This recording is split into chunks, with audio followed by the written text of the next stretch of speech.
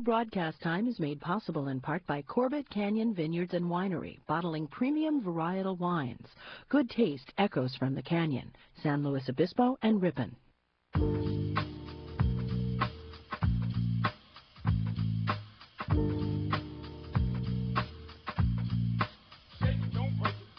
Good afternoon. Welcome to The Treatment. I'm Elvis Mitchell. My guest today directed a movie that was one of my pleasures to see at Park City. It was at the Slamdance Film Festival. It also played at the Toronto and San Francisco festivals. The movie is Following. It's a debut feature by Chris Nolan. Chris, thanks for being here. Well, thank you for having me. The movie opens today at the Newark with the short Dirt, which is written and narrated by Joe Frank. Chris will also be there to introduce the film tonight at 7:30 and 9:30. Let me ask you about a little bit about your background. What got you interested in making a movie like this? Well, I've always made films. Since I was about 7 years old, I made my first film with my older brother using my dad's Super 8 camera, and just carried on making films. And when I got to college, where I studied English, I was at University College London. They had a very good film society, which I ran for a couple of years. And they had all this great old 16mm equipment, and we could make our own short films with no instruction or nobody telling us what to do. And it was a wonderful way of learning that aspect of filmmaking. And in fact, Following was made using the resources of that society. I'm actually half American, half English. I don't know if you knew, but I lived for a couple of years in Chicago and made Super 8 films with a couple of friends of mine there, Adrian and Rocco Bellich. And by some nice kind of serendipity, they have a film called Genghis Blues doing the festival circuit this year. Which won the Audience Award. Won the Audience Award at Sundance while we were up there at Slamdance, and we won our Ilford Black and White Award. And I don't know, it's just fun that we're doing this together, kind of thing. That's great. What's amazing about the movie to me, I'm reminded a little bit of an Australian movie called Proof. I don't know if you saw that, which is also kind of about voyeurism and this weird triangle. I've not seen Proof, actually. But also this incredible sense of escalating paranoia that you managed to get into the movie. Right. Well, it certainly involves concepts of paranoia, and I think any time you're talking about the voyeurism side of it, the paranoia, I think, in an interesting sort of way. It's paranoia not just about the conspiracy around you, but fear of your own self and what you may be drawn into through your less attractive voyeuristic impulses. To me, the jumping off point for the film is that, this guy has this strong desire to watch people, to see what they're doing and all the rest. And it becomes apparent to him very early on in that process how powerfully seductive that desire is and how easy it is to be drawn into wanting to connect with these people further than that. And I think in a way, to me, the part of the paranoia is that awareness of your own internal weaknesses and how you can sabotage yourself and allow other people to play off your weaknesses, involve you in darker things in that way. It also really has a lot to do with shattering these illusions he has about himself. He actually fancies himself as a writer more than he actually is a writer. Yeah, definitely. Yeah, I think his following of people ostensibly for research for his writing, I certainly always had the idea with the character that he doesn't really do a lot of writing, and he doesn't really channel that information into art in the way that he likes to tell himself he's doing. I think that it very rapidly becomes clear that it's an excuse. It's something he enjoys doing. It's like he's experiencing half of the creative process. The half that says, I'll watch other people and be interested in their lives, but he's not actually following through and applying that to his own work. In a weird way, it also kind of makes him an actor in that he can sort of insert himself into people's lives, but not really have to be that active in those lives. Definitely, and it's the sort of passive watching that, sometimes when people talk about the film, they use the word stalker, and to me that's not quite appropriate, because stalking implies a very active sort of pursuit of somebody with a logic, and I totally believe that, the central character sets out to choose these people completely at random, and in a sense they choose him more than he chooses them in a very real sense. And so what the interest is for me is that in watching these people, he gradually slips into a desire for attachment, a desire to play a more active part. But it's this idea of the voyeur kind of engaging in a connection with somebody that only feeds one way, whereas any kind of normal or healthy connection between two individuals is feeding both ways. He also really gets a chance, or we get a chance to see too, how actually insignificant he really is as things escalate. Insignificant in that he really isn't connected to anything. He's not a writer. He really isn't doing what he tries thought to he be was a doing. writer. Yeah. Yeah, definitely. I mean, I think the interest for me was definitely to have a protagonist who's deeply flawed, and his sort of, as it were, his tragic flaw, you know, the flaw that is the most significant in the story, is definitely a sort of overdeveloped interest in watching other people. It's certainly one I can relate to. Oh, really? Well, how's that? Well, I think anybody who wants to be a filmmaker has to have an element of the voyeur in them, and certainly somebody who wanted to be a writer has got to be interested in people, I think. And one way of learning about people is watching people, not as you interact with them, but as they interact with others, unaware of your presence. And it's a very powerful thing to be able to see someone performing even the most mundane activity. Sort of, I actually live opposite a 99-cent store, and you know, in my more idle moments, I can look out the window and watch people coming back and forth from their car and having arguments and, you know, whatever. And it's amazing to me how interesting it is to watch people when they don't know they're being watched. Even the simplest sort of human behavior, you get to see it from a slightly unusual perspective, because normally we're inside that interaction, and most of us find it very difficult to remove ourselves from that kind of interaction and view it objectively. And, you know, voyeurism is the way in which we can do that, by watching people without knowing we're being watched. But it's also been called a noir. Mm-hmm. I think of it more as being a psychological examination than, strictly speaking, film noir. Would you disagree with that, or? Well, I'd only disagree to the extent that I don't think the two are that different necessarily. I don't see the film as noir in the simplest sense, as a genre. I'm actually interested in slightly different things, where I think there is a obviously in the visual style there are certain elements of noir, but also in the type of subject matter and the construction of the story, which, as you say, is intended to be on a psychological basis. But some of the interesting crime fiction, the novels of people like Jim Thompson, I'm very drawn to those kind of stories where you have often a triangular relationship in which character is ultimately defined through action, which to me is the interest of that sort of crime fiction and the film noir genre, which seems to have been sort of very much derived or developed in parallel with that. Because, I mean, it's actually not specific to that genre, but in cinematic terms, that's a genre in which we accept that people are going to double-cross people or whatever. So by definition, at the end of the day, you have to say, okay, who did what to who, and then understand who these people are on that basis. It's actually a medieval thing almost. You go back to Chaucer, who's, you know, credited with this great psychological insight, but in fact his approach to storytelling, as I understand it, not an expert, but was that you would decide who does what to who. You know, that was the sort of action of the story, and that if it's a good story and interesting things are happening between these people, interesting psychology is going to emerge from that. Chaucer also used archetype in order to explicate having these things work out, so that there's part of the mechanics of the story.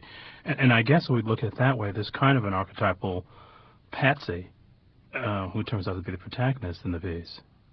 Definitely, and I think the other two characters have strong sort of associations with various archetypes. I mean, I think that what I've tried to do is start from a more naturalistic basis, but then feed into those archetypes. And they are, I suppose, film noir archetypes to a certain extent, the femme fatale and the suave, perhaps villain, but... Well, a guy who starts out as one kind of predator who maybe becomes another kind of predator altogether. Yes, you're never quite sure. He always seems one step ahead of the game, that kind of character. Yes, I didn't know I was drawing that from Chaucer, but thanks for saying. Well, no, you brought it up. I'm just here to enjoy the coffee. I think what's interesting about it, too, though, is that it starts off really very much about a guy who thinks he's cynical, and in the end it turns out to be much more of an innocent than he could ever have imagined that he was. Yeah, or even a guy who thinks he's a manipulator. And that's the illusion of voyeurism, is you feel like you are placing yourself in a superior position to the people you're watching because they don't know you're watching. But it isn't necessarily the case that in any substantial sense you're actually in a more powerful position than these people. Generally quite the reverse. It's only because of that distance that voyeurs have, because they're not actually connected or touching anything, that you can feel that superiority. As soon as he has to define himself by literally entering into these situations, then he's almost utterly powerless, but enjoying it anyway for a while. Yeah, for a while. I mean, definitely. It's the thing of this notion of knowing something that the other person doesn't know, watching something or watching somebody when that person doesn't know they're being watched. This gives him the confidence to believe that he's on top of the situation and that he can, in some sense, control these people. But of course that's just an illusion, because voyeurism is, in a way the most pathetic and passive form of imposing yourself on another person. And that's very much my interest with the character's initial situation, is this concept of somebody imposing themselves on other people because they don't have a fulfilling life of their own. And it's very clear in a city like London, which is very crowded, and when I wrote the film, living absolutely, downtown in the thick of things, and you walk out your door and you're surrounded by a crowd of people, and it's very hard to ignore the fact that you're in constant contact with total strangers, physical contact, all day long in London. But there is a voluntary set of protocols by which you choose to behave, and we all voluntarily sort of choose to respect other people's individuality and a differentness from ourselves. Even though you're violating the psychological space around them on a constant basis. Yeah, well, you're not. That's the thing. You find ways of slipping around people and holding up newspapers on the tube or, whatever, so that you're not, you don't make direct eye contact for strangers for more than an instant. I mean, the example I really like to use is when you're walking down a busy pedestrian street in London, no matter how many people there are, you never keep pace with a stranger, ever. You're not allowed to. You slow down slightly, you speed up slightly. It's a very alienating, very worrying thing if somebody you don't know matches your pace and walks alongside What's you. the way of sort of isolating yourself in the big city, which actually turns out to be a way you alienate yourself? Because as I watched the movie, I was reminded a lot of Truffaut's Alphaville. Well, I mean, yeah, I think it requires an urban environment to be talking about these things effectively, in a way. It's a very sort of modern urban problem, because it's not just that you're alienating yourself, but you're respecting other people's right to alienate themselves. And that's Do you think it's respecting, or is it actually more an action of self-involvement where you don't want to give parts of yourself away, so you just do it, and by virtue of your conducting yourself in that way, you leave others alone? Well, I think it's both. I think it's a do unto others as you would have done unto yourself. And I was very struck. I mean, one of the inspirations for the specifics of the screenplay was that I was burgled, and coming home and finding my door broken open, you suddenly realize that, this door with this lock wasn't keeping anybody out. What was keeping them out was their respect for my space. And once that somebody... psychological contract. Yeah, because it was a very sort of lightweight door, and I mean, it's not difficult to break a door down. I say glibly, I've never tried it. Oh, really? I thought maybe we get a little story here No, about something. Some research you did for the movie. No, well, my door certainly wasn't difficult to break down, and then you come in and you see all your stuff strewn about, and you realize that somebody has just chosen to invade your life. And there was nothing you could have done to stop them, other than sit in your house all day. And but even then, they could break in, and what are you going to say to them? It's definitely a more voluntary thing than people realize, I think. Just tuned in, this is Treatment. I'm Elvis Mitchell. My guest is Chris Nolan, whose spectacular debut film, Following, is at the New Art starting today. He will be there tonight at 7:30 and 9:30. Maybe take a couple of questions, I don't know. But if there are some. Oh, I think there will be. It sounds like you looked at this film more as kind of a literary exercise than a film in some ways. I've been pretentious, haven't I? No, to me it's very much a film. It's very much a movie. I'm not much of a film historian. I'm very interested in film, but when people ask me about the specific influences and all the rest, I certainly tried to create a film that involved things from different aspects of my life and books I'd read and things like that, rather than just drawing on films I'd seen. What were some books that you'd read that come to play here besides the Thompson, obviously? Well, in structural terms, I think novelists have for a very, very long time, enjoyed freedoms in terms of choosing narrative structures that filmmakers aren't allowed to do. And a book I'm a very big fan of is a book called Waterland by Graham Swift. And he does some amazing work in terms of running parallel timelines. And also entering in and out of the psyches of the characters with some fluidity, which you do here. Yeah, definitely. And that book, certainly in a structural sense, in the sense that he's able to jump between timelines in a very complex way, but that ultimately creates a very comprehensible narrative, I thought was very exciting. And I wanted to really try and do that with this film, because I see no reason to not be doing that in films when you can do it in other media and have been able to for many, many years. But doesn't it require, though, and let me see how I can put this, a kind of simplicity of storytelling, so you can have that kind of suppleness? Otherwise, you can overcomplicate matters by that kind of movement, couldn't you? Well, I tried to do both, to tell the truth. I wanted to have a story that, on first viewing, you can follow and get enough answers, enough questions, enough answers, have a beginning, a middle, and end, but also have a second film that you could go back, you could watch it again, and view it in a slightly different way, not being so hung up on the specifics of the main plot and what twists and turns may ensue, but watch it with other things in mind. I'm very much in favour of films that will sustain multiple viewings. I think that makes for a much richer and more interesting film. And one of the things I'm very happy with about Following is that a lot of people prefer it a second time. If you can get people to see it a second time, obviously that's the challenge. But no, I guess the reason this actually inspired my question about the noir versus the psychological element, because when I saw it, I wasn't, strictly speaking, paying attention to the kind of plot elements that bring to mind noir. Like your protagonist basically is almost imprinted. I mean, he starts to become this, or he thinks he's becoming this guy with whom he aligned himself, but actually is not. I mean, and in each couple of scenes, there seems to be kind of a shift that makes it seem literary, which is why I asked that question. Yeah.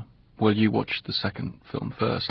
It sounds like. I backed into it, is what you're saying. No, no, in a way. I mean, you're absolutely right. And to me, that's the more interesting aspect of the film. But as you said, you need a simple narrative, sort of, to take the audience through the experience of the film. So you can have something that's quite complicated, but as long as the audience feels they've understood enough of it, then it's a peculiar balance between a sort of productive ambiguity or confusion and having given them a story that had a beginning, a middle, and an end, and at the end of it they didn't feel like they hadn't understood it. And then second time round, I think it becomes clearer to people in the case of Following that the premise, that initial premise, is more important to the whole story than some people realize the first time they watch it, when they're just sort of watching the plot machinations. I guess because oftentimes films that are noir, or at least attempt to step into those footfalls, seem incredibly hollow on a second viewing, because you're watching somebody go through the motions. And I guess I was just so much more taken with following these various psychoses being worked out than just the story, because I think this story is sort of done in broad strokes enough that you can follow the other action pretty easily, or at least you're more intrigued by the other action. And I guess I think, too, by having the film be black and white, it makes you think somehow that you're getting a simpler experience, or a pure kind of experience, so it's easier to tap into all these psychological undercurrents. Yeah, well, I hadn't really thought of it in that way, but I think the sense of, as a black and white film that looks pretty noirish, I think, yes, you expect it to deal with particular story elements and all the rest, and it sort of does in some ways, but in other ways tries to introduce slightly different twist on those things. And yeah, I think in a way that the way the film is shot and everything helps people into that way of watching the film. Were you determined that it would be black and white, or how did that happen? Well, I wrote it in black and white, if that makes any sense. But I sort of felt, I mean, the film, we haven't talked much about the way the film was made, which I'm glad of, because I spent a lot of time talking about that. But It was made, for absolutely no money, and my friends and I shot it on Saturdays over the course of about a year. It took to put together. How many actual shooting days were there? I have to ask you that. Probably about 22, and then odd little afternoons out and about with a clockwork Bolex, picking up, shots of people in crowds and things like that. So basically, the film was made in such a way that we were very limited as to what we could do in technical terms. And I knew this before I wrote the script. And I think one of the keys to getting an ultra-low budget film actually finished is definitely to have in mind what kind of film you can make with the resources available to you. And certainly shooting in black and white saves you a lot of time and trouble with lighting and so forth, mixing the color balance of light from a window and with tungsten lamps and things like that, and then at the lab end of things, not having to worry about color matching and things like that. So we were able to sort of come up with a method of production. At the same time, I'm writing a script that kind of suits that method of production. So it's this kind of combination of both of these things, of knowing how you're going to have to make this film, and then knowing what kind of film you'd want to make within those constraints. Well, also, that begs the question, too, how much time do you get with your actors and how difficult it was to cast with those kind of limitations? Well, I wrote the script with Jeremy Theobald in mind for the lead. We'd made a couple of short films together, and then I got him on board as producer as well. And through the Drama Society of the college that we'd been at, that I was referring to, he organised auditions, and we were able to find Alex Hoare and Lucy Russell that way. Basically, we rehearsed for about 6 months before we shot anything, and it was a tremendous learning experience from my end as well as from theirs. I wanted to find stage actors or actors, who'd done stage work, and none of these guys had really done any film work, because I knew I was only going to be able to shoot 1 or 2 takes of everything. And my idea was, we'll get stage actors, we'll get them to rehearse each scene as if it's a play, and then you can't stop in the middle of a play and say, whoops, messed that up, let me go back. So that way, every take in some way is usable. And then I think the rehearsal time paid off enormously, in the sense that we were able to sort of find the location at the last minute, just get the actors in there, just get them running through the scene, and they knew it so well that they could kind of adapt it to whatever location we were able to come up with for that weekend. And I was able, because the film is almost entirely handheld, and I did the camera work myself, I was able to sort of move in and just see which angles it looked most interesting from, and basically try and shoot it like a documentary. So were you cutting in your head as you were shooting, basically? Yeah, basically. I don't tend to storyboard much. I usually sort of draw a few storyboards and then get a bit fed up with it, and then just come up with a simple and sort of quite effective way of covering yourself on the scene when you can't afford to shoot coverage, which is just to basically shoot long takes of each actor on a close single, and cross-cut between the two in the editing, and just pick up lines that you really need that they haven't been able to do, and then shoot a master just for the line that you're going to need the master for. So yeah, editing in your head, very much. Also doing dry takes, doing sound-only takes on location, and all the rest, both to warm the actors up and to slot in there for, instead of doing any kind of ADR or anything like that, which we weren't able to afford. Well, having stage actors definitely helps in terms of doing sound-only takes, because it's pretty easy to match up in the end, isn't it? Yeah, definitely. And also, I think, having the actors really know the material then kind of freed them up to make it their own on the day and in that moment, sort of thing. They all knew their lines very well, and they were able to give me some quite spontaneous sort of takes on the material while we were actually doing it, without straying ever from the narrative requirements of the dialogue in any particular scene. Well, there are some long takes in the movie too, though. I mean, so it's interesting that you, and that really kind of builds a kind of tension, because we're waiting to see, what kind of things are going to reveal themselves in the take. Because the movie does really build up tension and fear over a period of time, only to see if the protagonist can actually get through some of these things or not.